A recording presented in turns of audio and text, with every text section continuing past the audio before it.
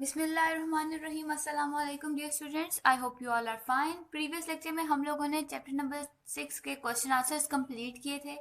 I hope आप लोगों ने उसे राइट किया होगा और लर्न भी किया होगा, और जो मोनिटाइज कर रहे हैं आपको घर में, आपने उन्हें सुनाया भी होगा। बेटा काम अपना वक्त पर करना है आप लोग, ताकि आपका सबमिट हो सके। आज हम लोग इस चैप्टर का लास्ट क्वेश्चन करने जा रहे हैं। For this open your books, page number 65। Okay जी, हेयर वो यार, आज हम लोगों ने कॉन्सेप्ट मैप करना है। The last question number 5, question number 5, the last question of the chapter. इसके बाद कल इंशाल्लाह हम लोग रिवीजन करेंगे, और आपका टेस्ट इंशाल्लाह कंडक्ट होगा परसों। तो स्टार्ट करते हैं। Fill the concept map using following words. Concept map की मदद से, कंसेप्ट मैप को फिल करें इन वर्ड्स की मदद से। वर्ड्स क्या हैं? Carbon dioxide, oxygen, nitrogen and air, ये वर्ड्स हैं। तो फर्स्ट ऑफ ऑल आप बताएं कि सबसे पहले कौन सा आएगा, कौन सी चीज़ है जो कि कॉमन है इन सब में। कोई चीज़ है ऐसी जो कि कॉमन है, जो सब में जो सब के अंदर है या जिसमें सब हैं? यस, एयर जौन सी है वो कॉमन है सब में। एयर जो है वो मिक्सचर ऑफ गैसेस है, तो क्या होगा, सारी ये सब गैसेस क्या होंगी, एयर के अंदर आएंगी, इसलिए एयर फर्स्ट पे है क्योंकि ये कॉमन थिंग है इसमें। सेकंड है ये वाला, फर्स्ट वाला देखें तो रिड्यूस्ड रस्टिंग। रस्टिंग को रिड्यूस कौन करता है? रस्टिंग कहते हैं जंग लगने के अमल को कम करना, यानी कि जब किसी चीज़ को जंग लगता है तो बेसिकली उसकी, यानी कि आयरन को आयरन में रस्टिंग होती है, तो उसकी रस्टिंग को रिड्यूस कौन सी गैस करती है? हमने पीछे पढ़ा है जी। तो कौन सी गैस करती है? नाइट्रोजन। नाइट्रोजन जो गैस होती है ये 78% हमारी एयर में पाई जाती है, एटमॉस्फेयर में, और ये रस्टिंग के प्रोसेस को कम करने में मदद देती है। Second is help in burning. Burning में कौन सी चीज़ मदद देती है? बर्निंग में ऑक्सीजन हेल्प देती है। Oxygen is not burn, but oxygen सुलगाई रखने में, आग को यानी कि जलते रहने में मदद देती है। तो थर्ड, और ये 21% हमारी एयर में मौजूद है, ये हम लोगों ने पढ़ चुका है। And third is dry ice. Dry ice का क्या सीन है भाई? ड्राई आइस किसके अंदर होती है? कौन सी चीज़ है जो ड्राई आइस बनाती है? सो बचता है हमारे पास कार्बन डाइऑक्साइड। तो ड्राई आइस कार्बन डाइऑक्साइड की मदद से बनती है। ड्राई आइस क्या होती है? बेसिकली ये ड्राई आइस होती है जो सी हमारे फ्रीजर्स हैं उसके अंदर एक छोटा सा बैग होता है अक्सर औकात, तो उन ब्लू कलर का, तो उस जो से बैग होता है उसके अंदर ड्राई आइस मौजूद होती है, और उस ड्राई आइस की मदद से अगर हम लोग चीज़ें जैसी होती हैं अक्सर ठंडी रहती हैं। ड्राई आइस को अगर हम लोग लेके जाएं, उसमें कोई ड्राई आइस को कूल करके उसके अंदर कोई चीज़ रख दें, तो वो बहुत देर तक ठंडी रहती है। ये था आपका आज का क्वेश्चन। आप लोगों ने इसे राइट करना है और लर्न करना है। इंशाल्लाह कल हम आगे करेंगे। अपना ख्याल रखिएगा। अल्लाह हाफिज़। बिस्मिल्लाहिर्रहमानिर्रहीम। अस्सलाम वालेकुम सिक्स क्लास। उम्मीद है बेटा आप सब खैरियत से होंगे। जी बेटा, हम पढ़ रहे हैं उर्दू ग्रामर, और उर्दू ग्रामर में आज हम पढ़ेंगे, जी बेटा आज हमने करना है इसमें अलम की इकसाम करनी है। जो बाकी तीन रह गई थी, लक़ब, कुनियत और उर्फ़। लक़ब क्या होता है? लक़ब वो नाम है जो किसी शख्स की किसी ख़ास वसफ़ या उसकी खूबी को नुमायाँ करे। जैसे सैयद अली हजवेरी दाता गंज बख्श रहमतुल्लाह अलैह के मज़ार पर हज़ारों लोग रोज़ाना फातिहा पढ़ने आते हैं। तो सैयद गंज बख्श जो है वो नाम है जो हज़रत सैयद अली हजवेरी रहमतुल्लाह अलैह के एक वस्फ़ या उनकी एक खूबी को नुमायाँ करता है। क्या होता है लक़ब? जो किसी खूबी को या उनके वस्फ़ को नुमायाँ करे। तो गंज बख्श क्या है? ये उनका लक़ब है। इसी तरह कलीमुल्लाह, शेर खुदा और सैयदुल बशर भी लक़ब हैं। नेक्स्ट है कुनियत। कुनियत वो नाम है जो माँ बाप, बेटे या बेटी की निस्बत से पुकारा जाए। जैसे कि हज़रत अबू बकर सदीक़ रज़ी अल्लाह अन्हो रसूल अकरम सल्लल्लाहु अलैहि वसल्लम के दोस्त थे। और अबू बकर का मतलब है बकर का बाप। ये नाम बेटे की निस्बत से है। ऐसा नाम क्या कहलाता है? कुनियत कहलाता है। इसके अलावा अबुल हसन इब्ने मरियम भी कुनियत हैं। उसके बाद है उर्फ। उर्फ क्या होता है? उर्फ वो मुख्तसर नाम होता है जो असल नाम की जगह लाड, प्यार, हकारत या किसी भी वजह से मशहूर हो जाए। जैसे आप कोई भी नाम बिगाड़ लेते हो, किसी को वैसे लाड प्यार से या किसी पे वैसे गुस्सा हो तो आप उसका उल्ट नेम रख लेते हो, तो वो क्या होता है? वो उर्फ होता है। जैसा कि ज़ैनब को हम प्यार से ज़ैनी कह लेते हैं, या आप किसी का भी नेम जो है वो बिगाड़ देते हो तो वो क्या होता है? उस नाम का उर्फ होता है। ठीक है बेटा, ये आज आपका लेक्चर है। या आपने ये तीनों राइट करने हैं। इसकी एग्जांपल जो मैंने बताई हैं, खुद से भी आप कोई एग्जांपल सोच सकती हैं, आप वो भी राइट कर सकती हैं। इसको अच्छे से आपने राइट करके प्यारा सा डे टू डे मेंशन करके राइट करना है और इसे लर्न भी करना है। जो घर में आपको मॉनिटर कर रहा है उसे सुनाइएगा भी, और जब आप लोग स्कूल में नोटबुक्स भेजेंगे तब मैं भी चेक करूँगी। तब तक के लिए अपना ख्याल रखिएगा। फ़ी अमानिल्लाह, अल्लाह हाफिज़। Assalamualaikum warahmatullahi wabarakatuh. How are you, dear students? Hope you all are fine and safe in your homes. Let us start our period of English. Open your books. Today our topic is adjectives. What is adjective, students? Adjective is a word that describes something about noun or pronoun. Adjective जो है हमें बताता है, more information देता है किसके बारे में? noun और pronoun के बारे में। And it qualifies a noun और प्रोनाउन। और इसके अलावा ये इसकी खूबी और ख़ामी को भी बयान करता है। किसकी? नाउन और प्रोनाउन की खूबी या ख़ामी को भी बयान करता है। Students, there are 3 degrees of adjectives. Number 1 positive degree, number 2 comparative degree, and number 3 is superlative degree. Now today we discuss degree of comparison. The comparative degree shows comparison between 2 और मोर persons और things, यानी कि मुवाजना किया जाता है, मुकाबला किया जाता है 2 पर्सनस का, थिंग्स का, यानी कि बिटवीन 2 पर्सनस और थिंग्स के दरमियान मुकाबला। Let we start our activity. Use the correct form of adjectives given in the brackets to fill in the blanks.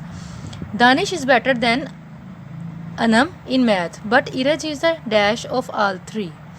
यानी कि किसके दरमियान मुकाबला कंपैरिजन हो रहा है? Danish is better than Anam in maths but Iraj is the best, यानी कि इरज जो है इन दोनों से बेहतरीन है। हमने अभी क्या पढ़ा है कि 2 और मोर यानी 2 या 2 से ज़्यादा के दरमियान जो कंपैरिजन होता है पर्सनस के दरमियान या थिंग्स के दरमियान, तो यहाँ पर पर्सनस के दरमियान जो है वो कंपैरिजन हो रहा है। Iraj is the best of all 3। यहाँ पर गुड हमें ऑप्शन दिया है।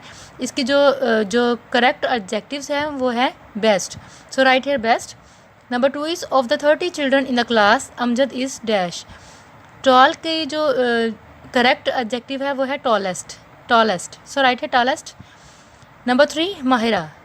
माहिराज garden is dash than mine. यहाँ पर भी कंपैरिजन है between 2 persons.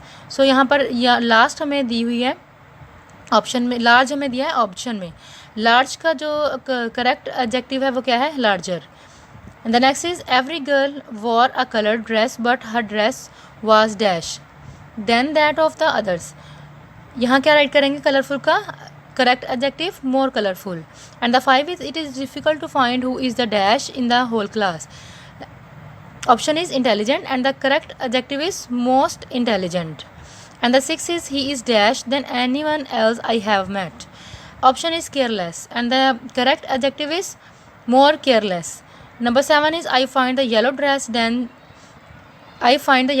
dash than the blue one. Option is pretty and the correct adjective is prettier. Number 8 is the fox has a reputation for being the dash animal in all animal stories. Option is cunning and the correct adjective is most cunning.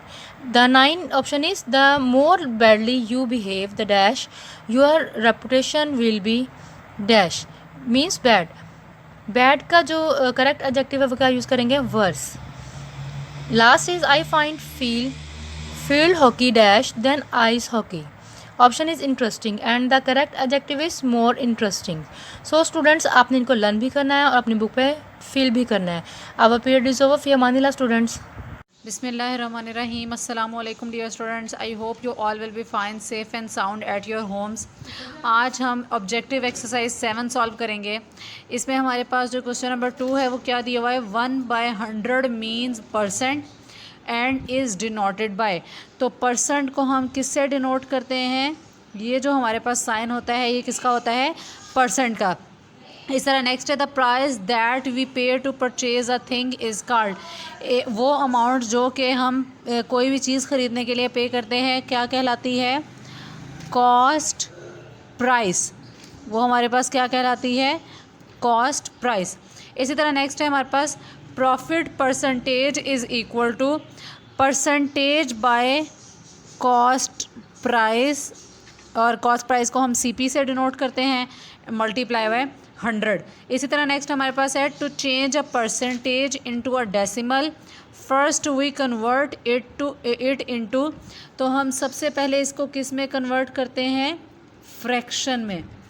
ठीक है जी, तो ये fraction में convert कर दिया जाता है। इसी तरह नेक्स्ट हमारे पास क्या है? Tick the correct answer. Correct answer को आपने टिक आउट करना है। When we change a fraction 1/25 into percentage we gate.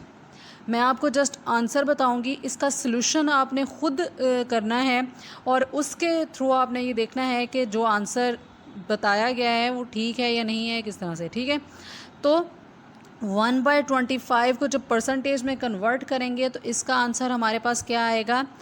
4%। ठीक है जी, और उसके बाद बाय चेंजिंग 10% इनटू डेसिमल, 10% को जब हम डेसिमल में कन्वर्ट करेंगे तो हमारे पास इसका आंसर क्या होगा? 0.1।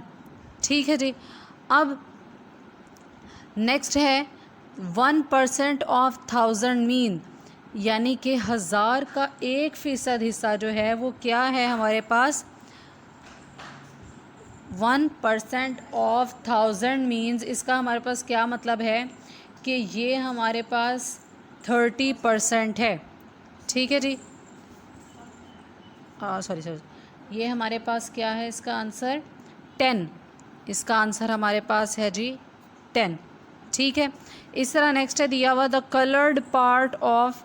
ये हमारे पास एक उन्होंने बॉक्सेस वाली लाइन दी हुई है, तो इसमें हमारे पास क्या है? 1 2 3 4 5 6 7 8 9 10 बॉक्सेस बने हुए हैं, जिसमें से 3 जो है वो कलर्ड है। तो अगर हम परसेंटेज में इसको लेंगे तो टोटल ये हमारे पास कितना आ जाएगा? 100% है। तो 100 में से इसको आप समझ लें कि ये जो कलर्ड है ये 3 है, तो ये 30% हो जाएगा, और बाकी जो रिमेनिंग पार्ट है वो कितना हो जाएगा? 70%। तो कलर्ड पार्ट हमारे पास कितना है? 30% है।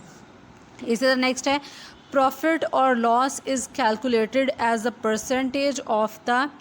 जो प्रॉफिट या लॉस होता है वो परसेंटेज में कैलकुलेटेड किस तरह से करते हैं? कॉस्ट प्राइस के ज़रिए से। कॉस्ट प्राइस जो है, जैसे अभी हमने फार्मूला भी देखा था यहाँ कि जिसमें जो है वो प्रॉफिट मल्टीप्लाई बाय 100, तो ये इसमें कॉस्ट प्राइस भी शामिल होती है। अब हम क्वेश्चन नंबर 1 देखते हैं। इसमें हमारे पास क्या है? Answer the following question. सबसे पहले है डिफाइन द परसेंटेज। परसेंटेज को हमने डिफाइन करना है। The fraction with denominator 100 is called percentage. ऐसी फ्रैक्शन हमारे पास जिसका डिनोमिनेटर जो है वो 100 हो तो उसको क्या बोलते हैं? परसेंटेज। इस तरह नेक्स्ट है what do we change a fraction into percentage. तो